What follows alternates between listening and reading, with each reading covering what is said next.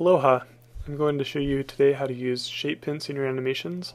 This is just a little flag animation using just shape hints and Classic Tween. So first, we're going to start a new project. Click the rectangle tool, make it any size or shape you would like. Selection tool, then let's convert this to a symbol.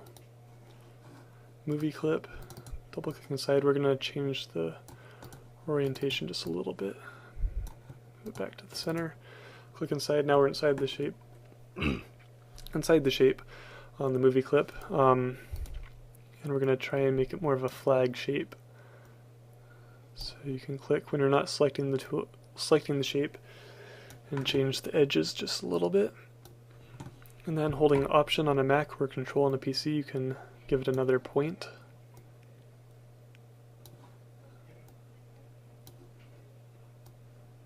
And you can try and smooth it out a little bit too, however much time you want to spend on it.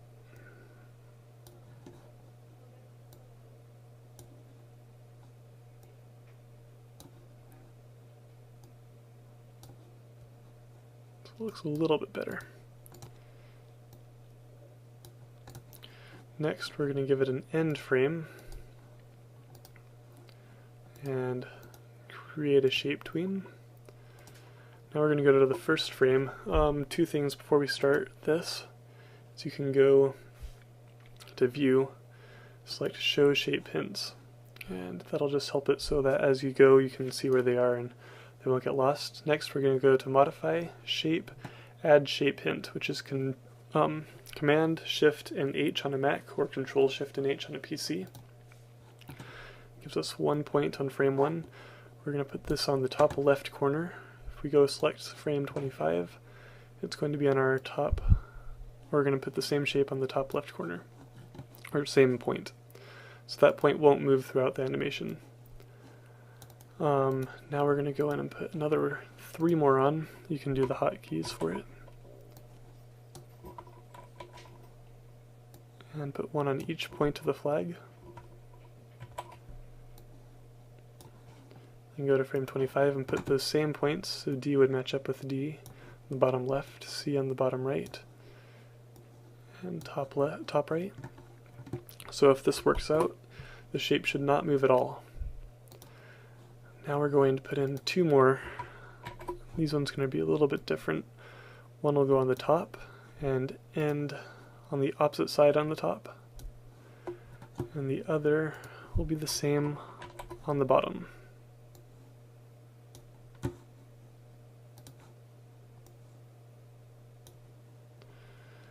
So now if we test it, it'll give us a little bit of ripple effect.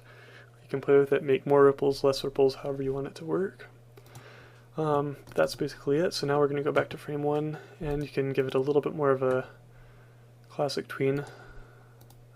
So we'll put in a Classic Tween, give it another keyframe, use the free transform tool. You can shift it up just a little bit. You can change the size too if you want. But you can make it a little bit longer maybe. And so as it goes, it'll go up and down. So now if we test it out, it'll look a little bit more like it's waving in the wind. That was a little bit more of a stretch than I needed to do. But that's basically it, so play with it and have fun, and good luck.